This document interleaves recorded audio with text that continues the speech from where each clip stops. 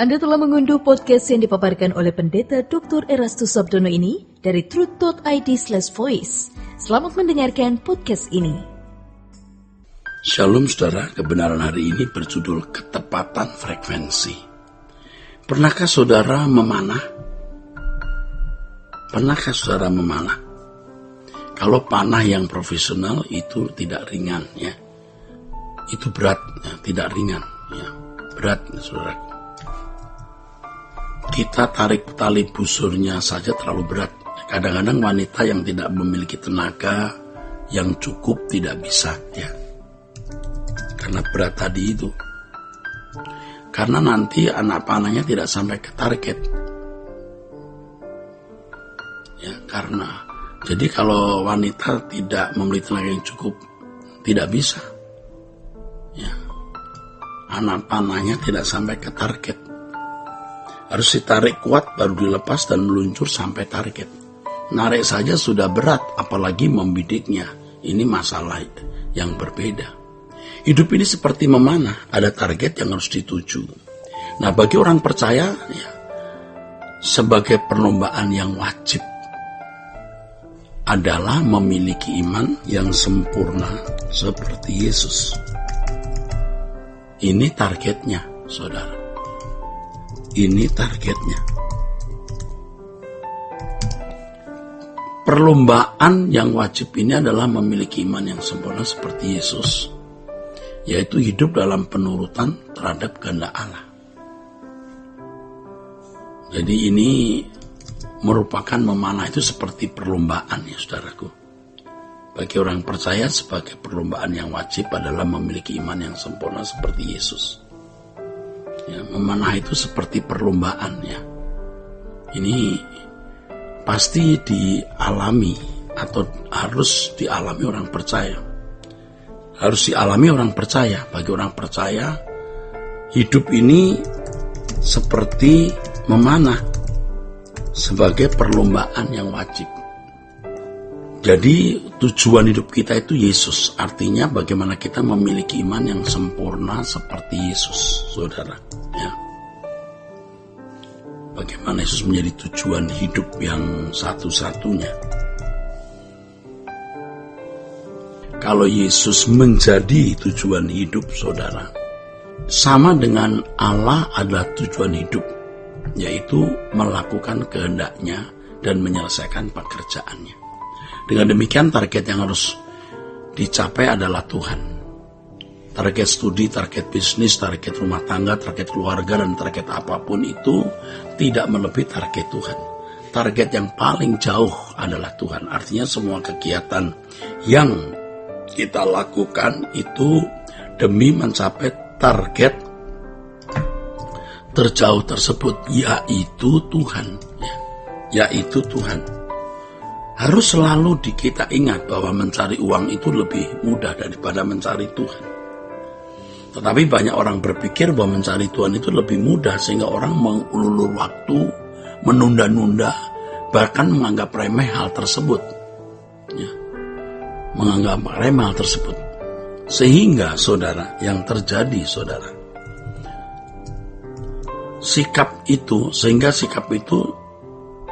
menjadi sehingga sikap itu menjadi sikap yang mencelakai dirinya. Orang seperti ini pasti binasa karena tidak menghormati Tuhan.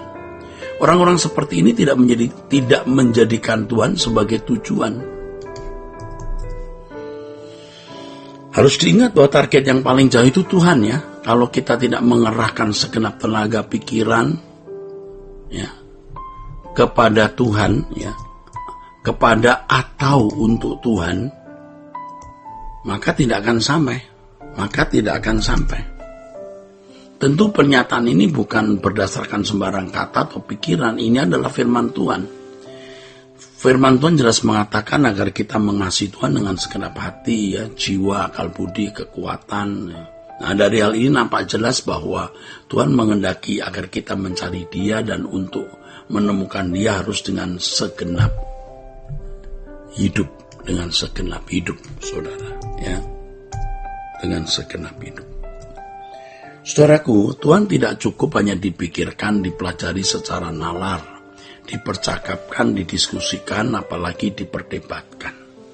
Tuhan sebagai target harus dialami sehingga dapat membidiknya, sehingga kita dapat membidiknya dan dapat tepat sasaran, sehingga dapat tepat sasaran. Kita harus memiliki tekad untuk menemukan Allah. Walaupun kita belum suci, benar-benar belum suci, ya. Walaupun kita belum benar-benar suci, maksudnya kita belum benar-benar suci atau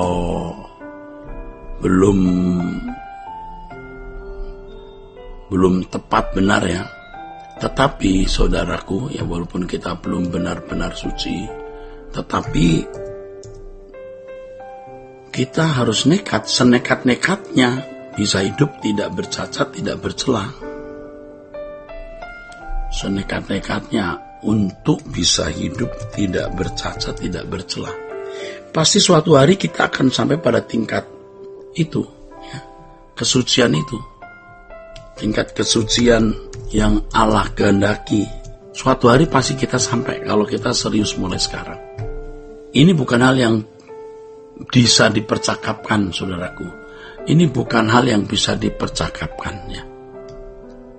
Ini bukan hal yang hanya bisa dipercakapkan. Tetapi saudara harus segenap hati digumuli dalam kehidupan secara konkret. Kita harus nekat hidup suci, dan selanjutnya mari kita nekat, ya, tidak memiliki apa-apa. Kita harus rela melepaskan segala sesuatu. Ini tempatnya di hati, ini masalah batin, ya. Ini masalah batin, ya. Ini masalah batin, saudara. Atau masalah hati. Mungkin secara fisik, ya, kita memakai baju yang bagus. Kalau memang itu bagian kita mempunyai berbagai fasilitas, tapi hati kita tidak terikat dalam berbagai fasilitas tersebut. Pada waktu kita membeli barang-barang tersebut, kita belum memiliki kedewasaan, ya, dulu, ya. Pada waktu kita membeli barang-barang itu mungkin kita belum dewasa seperti hari ini. Setelah kita dewasa baru kita menyesal, ya. Banyak perbuatan masa lalu yang kita sesali. Mengapa dulu kita beli barang ini, gitu. Kita mikir begitu, ya. Mengapa kita beli barang ini? Kenapa kita dulu punya barang ini? Ini kita sesali memang, saudara. Kenapa dulu kita ingin ini, gitu. Ini kita sesali, ya. Tapi sekarang kita sudah sadar bahwa banyak keinginan kita, hobi-hobi kita yang memang tidak melanggar hukum, tapi tidak menyenangkan hati Allah. Dan kita telah berdosa kepada Tuhan, ya. Wasting time, wasting energy, wasting banyak hal. Sia-sia, saudara. Sekarang kita mau mengasihi Tuhan dengan segenap hati. Kita taklukkan semua keinginan kita untuk hidup menurut kehendak Allah, ya. Ya. Ketika kita merasa ada kepahitan, kita sedih, banyak beban, stres, kesepian, kita tidak menjadi lemah karena kita bisa melewatinya. Dan semua itu bisa menjadi sarana Allah membuat kita dewasa dan hidup hanya untuk kesukaan hati Allah. Sehingga kita memiliki ketepatan frekuensi seperti Allah. Sehingga segala sesuatu yang kita lakukan selalu sesuai dengan pikiran perasaan Allah. Sefrekuensi dengan Allah, ya. Tuhan memberkati. Sola Gracia.